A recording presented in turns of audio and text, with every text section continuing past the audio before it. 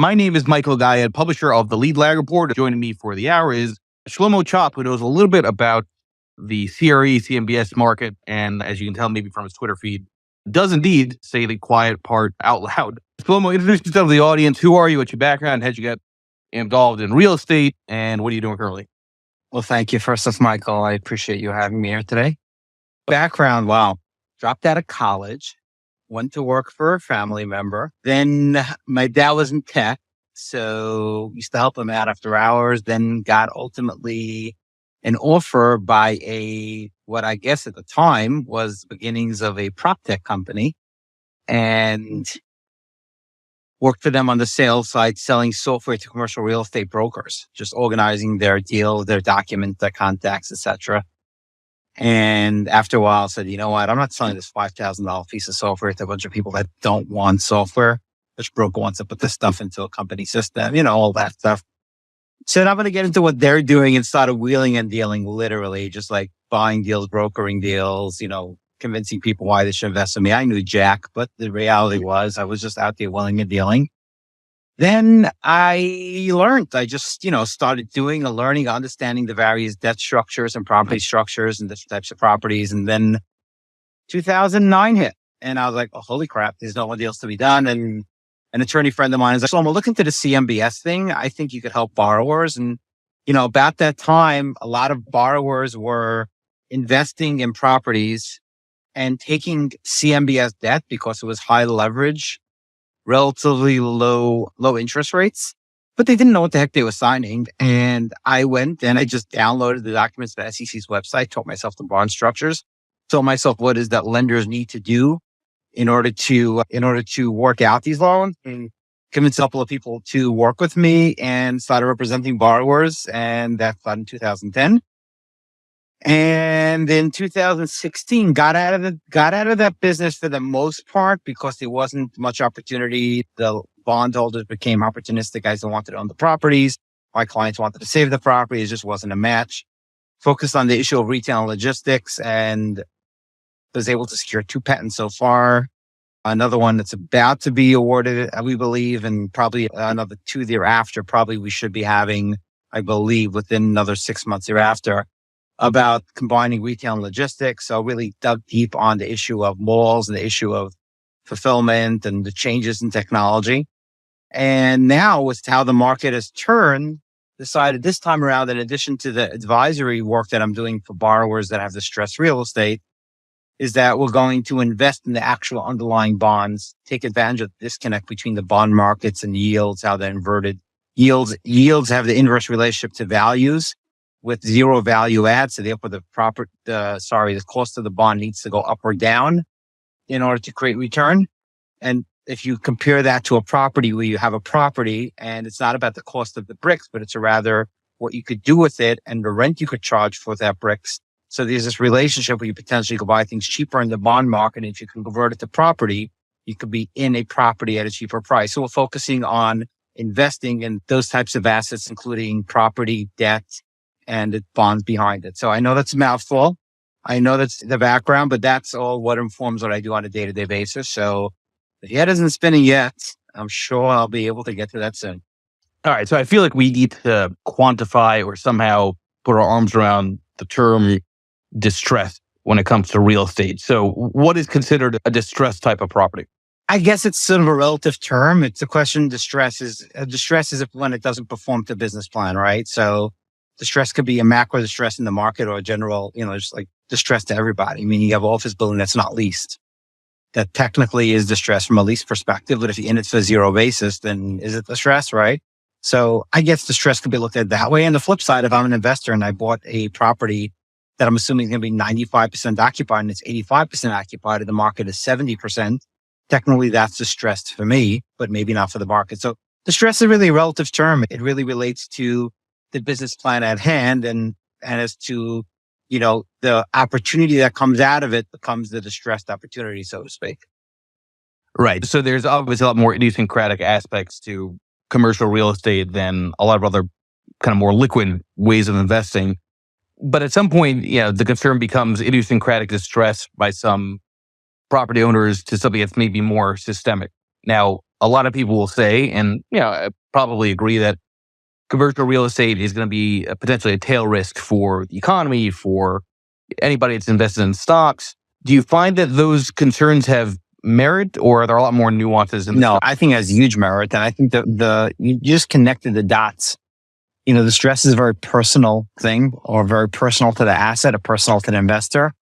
But when banks and lenders standardize their investing based on their understanding of the market's business plan, and that turned out to be bad or wrong, i.e., we index to 2% interest rates and we lend based on values that are indexed at 2% interest rates, because everybody's becoming a GP and saying, well, treasuries are at 3 and I'm going to invest at 5. So therefore, it's a great opportunity. But obviously, real estate is a 5 to 10 year play, and you haven't realized your business plan. All of a sudden, treasuries go up. Well, you need to sell at the end of your term, and treasuries go up. At the end of your investment term, and treasuries go up. That becomes a massive issue.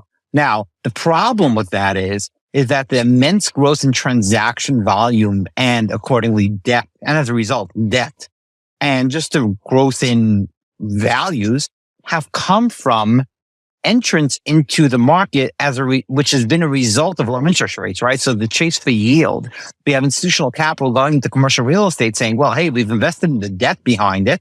Great. Now we can invest in the equity because, hey, office building 1 and office building number 2, they look the same. They're valued at X dollars per square foot. So that's, good investment. Well, in reality, if you talk to a tenant or a tenant broker, he'll tell you, no, that building doesn't have a 90-degree angle wall inside. That building's got great views. That building's got the elevator on the side of the building, which blocks the views on one wall. That building's got the elevator in the middle, which means I got views on all 4 sides, right? So there's a lot of things that the institutional market, by just making macro investments, is really not following and not understanding, and walked right into a double whammy issue where A, they tried standardizing real estate, which is case by case basis, and B, like I said, they have this duration issue. Right. And actually, that point, I think, is a valid one, right? When you have 0% interest rates and basically free cost of capital, you end up having, let's call it, uneducated speculators, right, getting involved in any number of asset classes, which means they don't themselves have the idiosyncratic knowledge to know if they're overpaying. Yes. And who would think that institutional capital would be a speculator? A speculator is the guy that, has got the worn out jeans, plumber by day, and is speculating on some homes by night. All of a sudden, your pension fund, your retirement is out there trying to do the same thing from behind the deck. And that's the recipe for disaster. There's the argument also, though, that the reality is a lot of these institutions, they may have overpaid, they may not know all these nuances, but they have still a shit ton of cash, right? That it's hard to sort of get en masse distressed valuations in commercial real estate because there's so much sort of itchy money that can be deployed. Do you think there's any merit to that idea that, that provides a buffer? Absolutely none. Try having an institution in the foxhole, right? Is that who you want defending you? If the first guy to raise his hands, raise the white flag and say, I surrender, sell my assets cheap. I don't buy it. And besides the point, it's funny. They're liking lots of capital to dry powder. You know what happens in a storm with dry powder? It's a nerve. Right. And that's where I'm trying to go with on this. Okay. So now, so you're broadly negative, bearish. There's always sort of the question of timing. On the one hand, you can argue that it's going to be a prolonged process of pain and being a headwind. On the other hand, you never know. It can become maybe a systemic situation where suddenly the default premiums in bonds really spikes. Which do you think is the more likely path, sort of a slow, steady, frustrating, painful path, or more of a kind of shocking event like what we saw in the GFC, for example? So it's hard to so it depends on what perspective you're asking. If you're asking from a perspective of institutional capital and what's going to happen on that front, I think we're going to see a massive deinstitutionalization of commercial real estate. And I think that will happen in a swell. I think that'll happen pretty quickly. I don't think that it's going to affect the total system very quickly because it's a couple of degrees. There's a couple of degrees of separation from the losses that they'll realize, practically to the balance sheet and and the actual issues at the property level. What I mean by that is we'll start seeing first some issues on the balance sheet side and issues on the P&L side. And that'll trickle in slowly as these losses are realized. And then I think finally there'll be a groundswell of assets that'll hit the market that's from institutional capital and from other capital that have had aggressive pro formas and aggressive business plans. And that I think will come in a big, and, it'll, pile one on top of the other. So I do think that's going to be, that'll happen quickly, but the effect to the system, I think will happen slowly. I'm just foreseeing, just if I were to guess, that the assets will come after the effects to the system because, no one wants to sell out quickly enough, so to speak, before they're forced to, so to speak. Right. It goes back to that line I use when it comes to housing that, if you want to solve the housing shortage, a little bit of fear will do that because it would unleash some of these secondary and third homes that are just sitting there and not getting rental income. I assume it's a similar dynamic with commercial real estate, but within commercial real estate, there's all kinds of other nuances, right? There's the office side, there's the retail side. Maybe talk to the audience some of how different parts of the commercial real estate market do you think are going to play out? So I think commercial real estate generally in the built asset is facing headwinds like never before. And the reason for that is because twofold. Number one, well, it's technology is the overarching reason, but some of that, there's two issues with it. Issue number one, technology moves so quickly and it's very easy to iterate a website, right? You just take it down, update a page, do what you need to do. And I think when it comes to a building, I know when it comes to a building, you can't do that. That's number one. Number two, the second thing is because of technology, there was never a period historically where you could do things without being somewhere, right? If you want to work, where you're going to meet somebody, right? Now you can shoot them off an email or, yes, there was a phone call previously. It was not the same thing, right? But you shoot them off an email like you do a Zoom. So for those two reasons, the cost of building a property and the fact that you can't iterate it easily. And because, hey, your commercial real estate is a reactive type business where you react to what your tenants want. However, the problem being that you are reacting to what your tenants want is only good so long as they want you as a baseline. And then you need to modify it for them.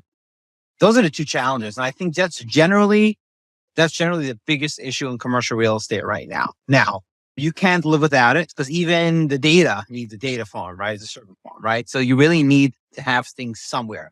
The cloud isn't some abstract, thing of rain up and, when you look up, it's actually a server farm somewhere, like I said. So that's that. Now, if we to pick apart the asset classes, let's talk about multifamily. Multifamily is unique in that everyone still needs a place to live, but historically, multifamily is the most prevalent asset class because everyone needs a home. Everyone needs a place to live. For that reason, it's considered a very safe investment, but sometimes goes off the rails with regards to supply. People keep on developing it. And with regards to values as a result of increase in rents, increase in demand. And that's compounded even now with regards to demand with some of this Airbnb stuff, which we'll talk about hospitality, how that affects hospitality, but that increases the price for these homes because people now can buy a second home, not for vacation purposes, but rather for business purposes. So I think multifamily is its own animal. It's the safest of investments, but also the one that could have the most speculation as a result because people have them feel the inherent security. When we're dealing with hospitality, let's talk about that for a second. I like to say we don't travel, work, or buy the way we used to. So let's just go through those, right? We talk about hospitality. It has its challenges because now they lose to Airbnb as competitors. I think hospitality, on the other hand, does have the benefit of being a business that has big money behind it. And if they were to get better at their hospitality, air quotes, then I think they could compete with Airbnb. But I don't know necessarily that they want to do it. And that goes to the iterative issue with regards to modifying a lot of these hotels. They have the set types of concepts they use, and that becomes a challenge. Then if we go to the work side of it, the work side of it is a big one because the work side of it is something that's not a trend that happened over time. It's not something that people, over time say, well, we're going to make the decision and we're going to go from being someone that worked in the office to someone that worked at home. No, it happened abruptly. It literally happened overnight. And as a result, you now need to adapt to that, going from 100 to 0, and now 0 back up to something. And that something is the question. Now, here's an important point to know about office. A very important point to know about office. They talk about office declining by 30%, office declining by 40%, all these guys, they don't know what they're talking about because no one knows. But here's the way you should think about it. If your market if your office rents are $60 a foot, it costs $20 a foot to operate it, which means you're not playing with $60 a foot in rent. And if rents are down 10%, then your value's down by 10%. No, you only have the incremental difference of $40. So if your rent is down by $6, it's 6 out of the 40, not 6 out of the 60. So occupancy hits it in a very big way because property taxes are static. They don't go with occupancy. Insurance is static for the most part, even could go up if it's vacant, and all these issues. So let's talk about these values declines. We're going to see massive declines. As a matter of fact, we're going to see less declines in values on an incremental basis, as much as we'll see some assets go to zero and other assets maybe even rise. So there's going to be this great bifurcation, and that's going to be tied directly into experience and technology and how you're able to adapt to it and how you're able to deal with some of the issues I mentioned before. So that's office, that's work. If we were to go through now, move on to retail and industrial, because we don't shop that way, right? So retail and industrial has been dealing with this crazy trend where they introduced e-commerce. And I'll say this out loud to a very large crowd, and I've said it multiple times, and everyone's going to be shocked. They're going to be agape. They're going to want to pass out. But e-commerce is not a profitable venture, period, end of sentence. I don't care what you're going to say. You're going to bring me edge cases and tell me e-commerce is not a profitable venture. Add e-commerce to any retail business. You can't live with it. You can't live without it. Because if you don't have e-commerce, your customers don't get what they want. But if you do have e-commerce, it drops your profitability. So the pure play e-commerce companies are an issue. Now let's analyze retail and let's analyze e-commerce, right? And let's analyze industrial. On the retail front, stores don't need to be as big as they were before. Your stores need to be differentiated because you have more competition online from e-commerce as well. Now you're going to tell me Amazon, the guys that sell Amazon make a lot of money. Guys sell online, they're not going to have businesses if they're not showing profitability. Yes. So what I was saying was on the problem with retail, I'll try to make it very quick to try to sweep the point. The problem with retail is the retailers have to innovate and face the headwinds of e-commerce, which is not a profitable business. And the problem with industrial is that it's a rising tide as a result of e-commerce, which is not a profitable business. So that's to offset one against the other. So all in all, I think there needs to be innovation around how commercial real estate, a physical asset that's very expensive to iterate, interacts with new technology. Okay. And it doesn't seem to me like you think that there's necessarily sort of enough distress because pricing is not updated in real time in the office side of things to make it really worthwhile for entrants to start swooping in and buying cheap assets.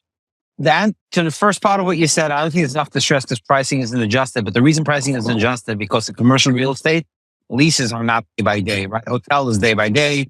Residential is year by year. Multifamily is year by year.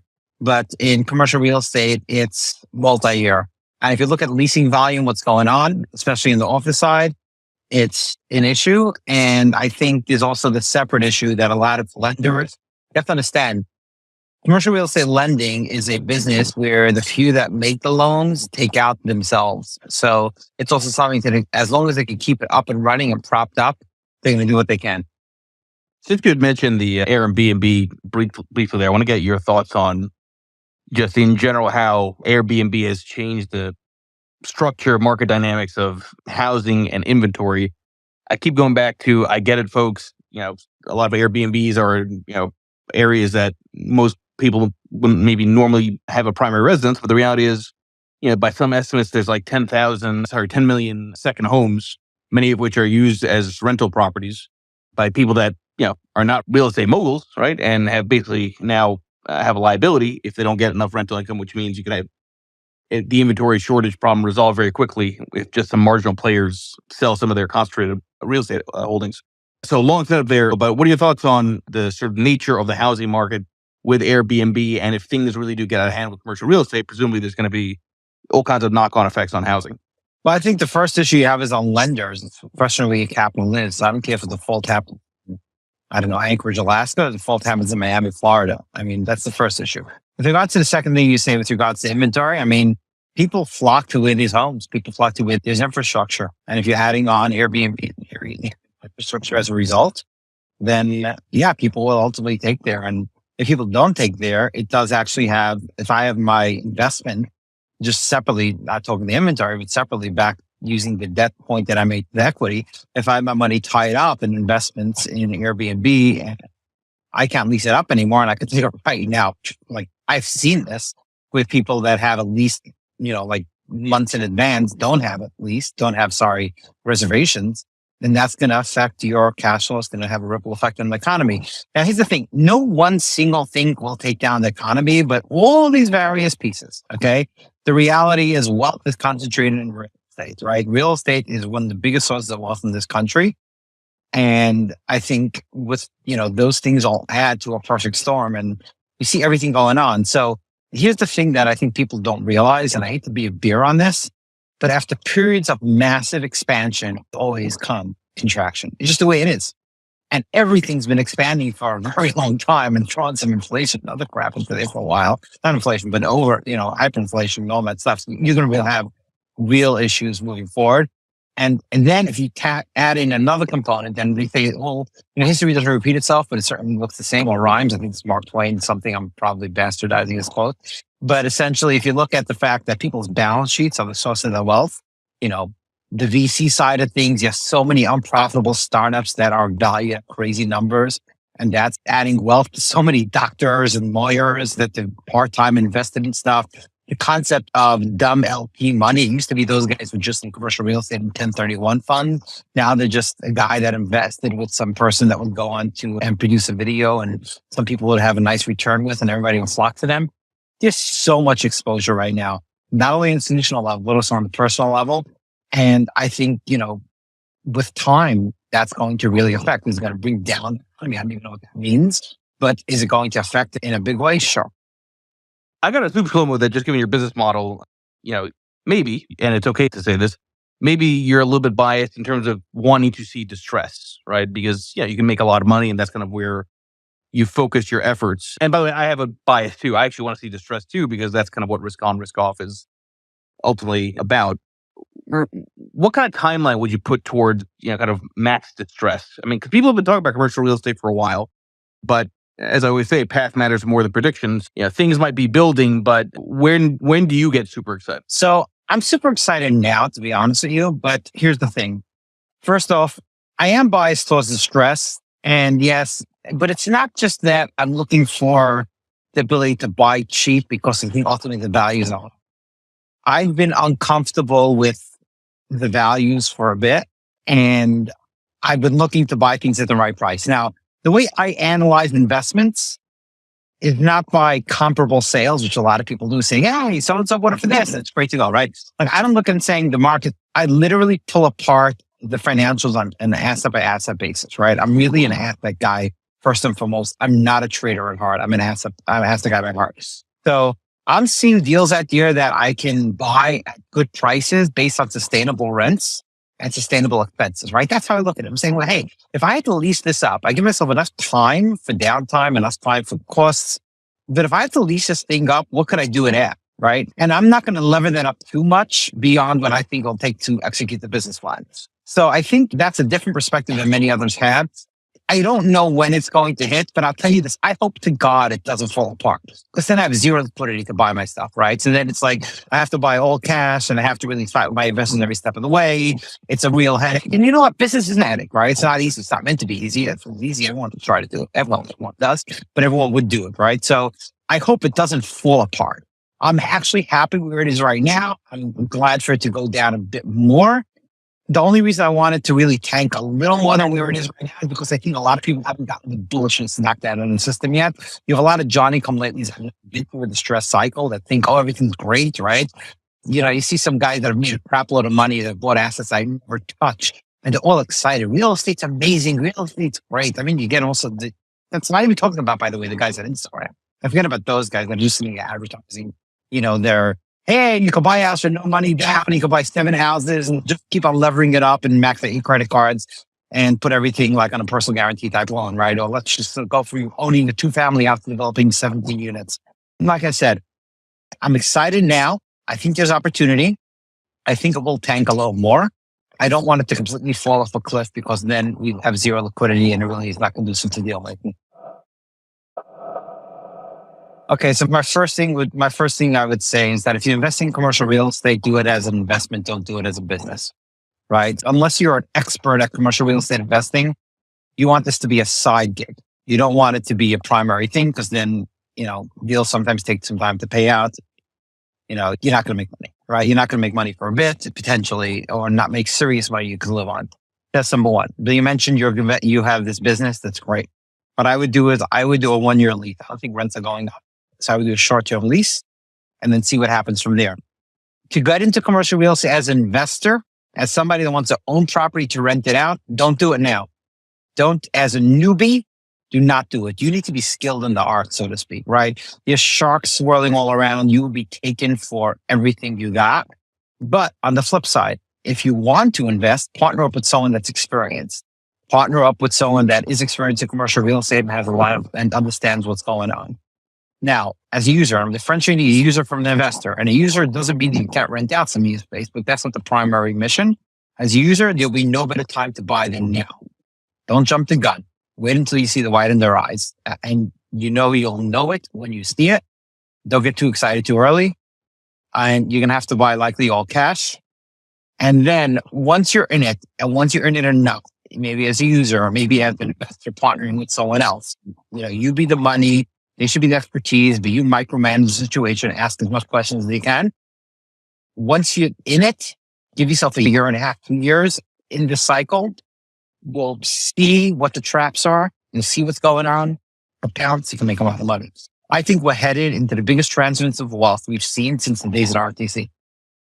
That's a big statement, given that we already had a tremendous transfer of wealth post-COVID already. It's like I put out that tweet before, the very wealthy got richer by 2.1 trillion. Everyone else got fucked with inflation, right? I mean, talk about a transfer of wealth. It's already happened, but as we know, these things keep on getting worse and worse. Michael, what I mean by that is a zero-sum game. I mean, guys that are wealthy, that'll go to nothing, and guys that have nothing will be very wealthy. That's what I was saying. Don't buy today unless you want to see the largest decline in your investment in the next couple of years before it starts picking up. I would tell you, lease today, hold on to your cash. That 40, 50% down that you have today will probably be 70, 80% down in a couple of years. So I'll tackle the Blackstone deal first. So first off, Prologis is one of the smartest industrial operators out there. Bearish on the business, on the asset class, but they're as good operators as you're going to find. So I'm going to put that out at the start and I don't know, have any insights what's going on, but I can read that press release. The press release says they bought a full cap on in place and a 5.75-year mark all their assets to market. I don't think Vornado is marketing their assets to market. Marketing their rents to market. So I think if Vornado isn't marketing their rents to market, Vornado is a huge office landlord, then I don't think Prologis should be marketing their rents to market either to justify a deal. So basically they bought a full cap. I've heard theories that it was a defensive move because it's a huge portfolio they were competing with. I've heard a lot of different ideas out there. I don't know the answer, but it is what it is. It walks like a duck, it talks like a duck, quacks like a duck. So at the end of the day, it's a duck. They bought a 4 cap in today's market. I don't know why. So there's likely a reason for that. Occam's razor. I'll just go with the fact that it was some other calculus. I'll use Occam's razor once again to talk about the SL Green deal. And I'll also add the other line, which is never assume your adversary is an idiot. Assume he knows as much as you do. So let's just assume these guys that invested in it are not idiots. And they therefore either have a plan that they've bought into that in their minds that weren't investing in, and they have some capital consideration and the reason they're investing in it. Or B, AB is the conspiracy theory that they were anyways exposed to the asset. Another way they decided to prop up by converting it maybe from debt to equity. Maybe they had a piece of bond. They sold out of the bond at a discount. They sold out of the bond and make a profit, and then they bought into the equity. I don't know what the angle is over there, but it makes sense. So if it doesn't make sense, it's got to be a reason we're not considering. But I'll add 2 points. Point number one, Blackstone seems to be selling stock. There's no question. I saw news that the Bellagio is now on the block. So that usually that news comes right before there's a deal announced. So that's the first thing we need to consider. So if Blackstone is selling, that's great. I don't think we'll see panic. I think they're trying to do it smartly. And if you read Steven Schwarzman's book, you know that when they saw issues before, when they see issues in the market, they start selling out of assets. So that's the first thing I'd say. The second thing I'd say, if you want to know a guy like FL Green and Blackstone are great, just look at the 2 transactions they just pulled off. Just as far as just the kind of mechanics of what you do on the advisory side, maybe just some examples of really interesting clients and deals that you worked on and ones that surprised you in the way they played out? I've got to assume that what you're doing is very specialized, so you must come across some really specialized situations. Yeah, I'd like to speak more generally about it as opposed to specific deals, obviously. So I think the first thing that surprised me when I got into this business back in the day is when I dug into financials and operating procedures of real estate investors that I thought were really intellectual and really smart and really great at what they did. I was shocked by how messy the books were. I was particularly shocked by some landlords that when they couldn't track down the lease documents, would call the tenants for it, or borrowers that couldn't find the specific loan document would call their lender to send it to them. It's really the fox in the hen house. So I think that some of those things that shocked me, and I'm not here to talk down about commercial real estate owners. I'm just saying next time you see someone who seems very successful, just understand it's 90% luck. And some people that maybe sometimes have some issues, it's not because they're negligent. So I think that's interesting takeaway that I've seen. And it sort of informed my work generally, my investments generally, and really need to dig into who you're going into bed with, so to speak. Another thing that has really perturbed me and been shocking to me is the tribalism between lenders and borrowers. And what I mean by that is not as to whether a lender should bend over backwards to give a borrower a sweetheart deal. Obviously, that should not be the case. They're fiduciary. But it shouldn't start off with, you're a borrower, make your payment or we're foreclosing on you. You're a borrower, something happened, it must be you're a bad guy and therefore screw you. The approach is way too aggressive and tends to take the risk out of the lender's decision making. Hey, that guy's an idiot. That guy's a crook. So we're not going to give him a deal. So I'm just now going to go with the most harsh scenario I can and go after him. And no one can have a second guess it because look, he screwed up, right? So that's another thing that's really been surprising to me and something that I think needs to be addressed. Because if you want maximum recovery, you cannot take your best option for a great recovery off the table. Say whatever you want, but people will chase their investments more than the third party will come in to buy it anew. So I think the tribalism is a massive issue and something that really needs to be addressed. And it's not addressed in any of these companies. And the senior guys in the companies don't want to do it on a tactical level because they don't want to be seen as pulling favors on specific deals. And, therefore, leaves. And on a strategic level, it's just there's not enough attention paid to it. But I think there will be specific on the CMBS front because CMBS is finding itself in a bit of a predicament right now because the small borrowers almost never go to the commercial mortgage-backed securities market because of its lack of great customer service, which means that your lender is adversarial to you from the word go. When you want to pull a disbursement of reserves, meaning money that a borrower puts up into an account for specific uses, and you want to pull that money, if you're not doing it exactly to the T, they just deny it. A lot of them don't help you with it. There's a lot of pencil pushing, denied, so to speak, almost like you're applying for visas during World War II. And I think as a result of some of that, they've ended up not with a bunch of diversified small loans and trusts, rather a bunch of huge loans in trusts. And what are those huge loans? Huge office buildings. There's portfolios as well, but then portfolios of multifamily, but obviously they're competing with the GSEs on that. So they end up with a pool of assets that are probably not ideal. And it comes directly from people just not wanting to deal with them. So the only guys that really go to CMBS are guys that ultimately either too big to go to other sources or just cashing out. And that is really not the best clientele that you want from a borrower perspective.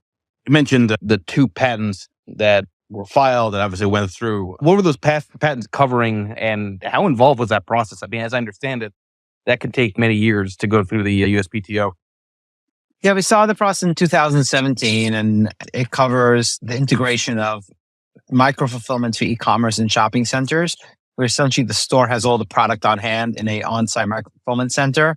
and also the fulfillment center with all the products. Is micro as a misnomer, has a significant amount of product. It's closer to the customer, so you save on shipping, and it basically solves some of the issues on e-commerce and on the retail front. The process is pretty, it's a pretty legal process, right? You come up with a concept, you could explain it all you want, but if it looked like something from a legal perspective to the patent office, then you go back and forth refining what the claims are that you're asking for. So essentially a patent consists of two components. One is the specification, which is the thesis or the story. And the other one is the claims, what you're specifically asking for. So the thesis could be, I went to the store to buy milk. The claim could be the buying of milk, right? And the claim is what you're protected against, or you're protected against other people doing, so to speak. So the process could be cumbersome, but I had no choice. Like, I came up with this great idea to combine retail and e-commerce and solve the issues of retail and e-commerce in a period of time when everybody thought retail was dead and e-commerce was the way to go. And I saw it a little differently. The world was like, Shlomo, you're out of your mind. This won't work. Well, if the world told me I'm out of my mind, I'll be the counterparty to that claim. I'll just go and, protect myself. So I had no choice but to go and do the patents and just building on it, right? And, the various companies, whether it's Amazon now announcing they're going to be using local businesses to deliver, or if it's Walmart fulfilling from store and integrating different components that come pretty close to where we are right now. I think we're in a very good position. The market's coming towards us as opposed to us chasing the market. So for those that are interested in following a path maybe to yours, or kind of focus on the, advisory distress side of real estate, what do they even do? I mean, it sounds like where you are today is a function of a lot of unique aspects of your life, your trajectory, which is not easily taught.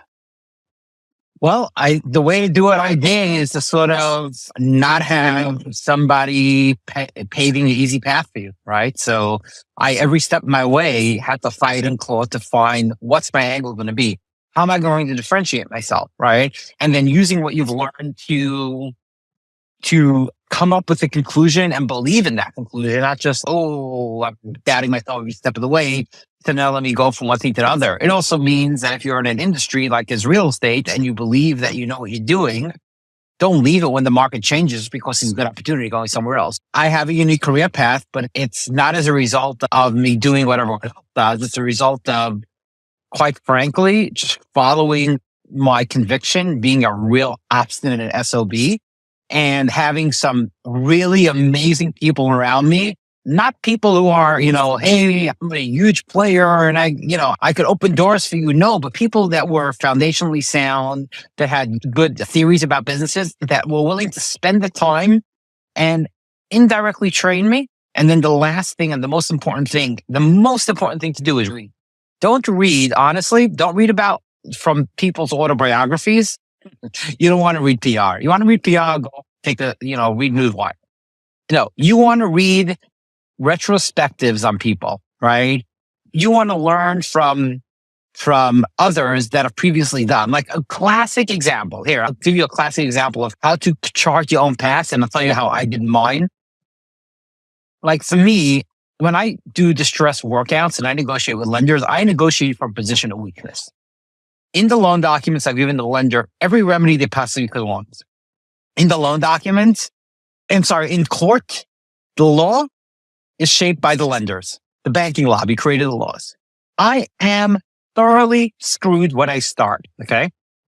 I read a book called Franklin and Winston, which is the best book about negotiating for weakness. It talks about how FDR basically how Winston Churchill got FDR, and with zero leverage, quite frankly, other than a mutual threat that was less threatening to the U.S. at the time, got FDR to do what he needed them to do, what he needed FDR to do, right? Winston Churchill negotiated from a position of weakness and achieved what he had to achieve. That's things like that is how I learned what I learned. So the career path, everybody finds their own career path specific to commercial real estate. Now is my moment. But for other people, the moment was 2 years ago.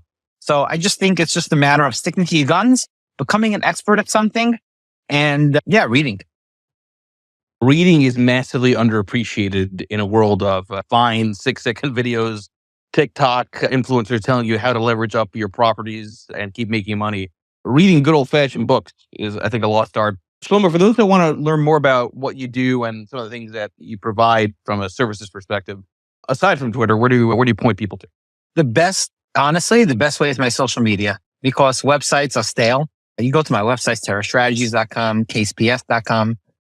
But those get stale. That's just a whole lot of, contact info, my experience. You want to read that? That's great. You want to interview me, read my Twitter post. I post every day about my interactions that I have with people. I don't name it. I don't talk about specific deals for the most part. That's where you want to interview me. That's where you want to learn what it is I do, like how I do it. So I would just say, if you have any questions around commercial real estate in distress, just DM me. And I think that's the path and the best way to go about it. Good place to wrap this Twitter space up. I've got another 3 today in between all the other things that I'm trying to do to get my content schedule all finalized. Everybody, please make sure you follow Shlomo Chopp here, and hopefully I'll see you all later. Appreciate it, Shlomo. Thank you, Michael. I really appreciate this opportunity, and you're a great interviewer. Thank you. Cheers, everybody.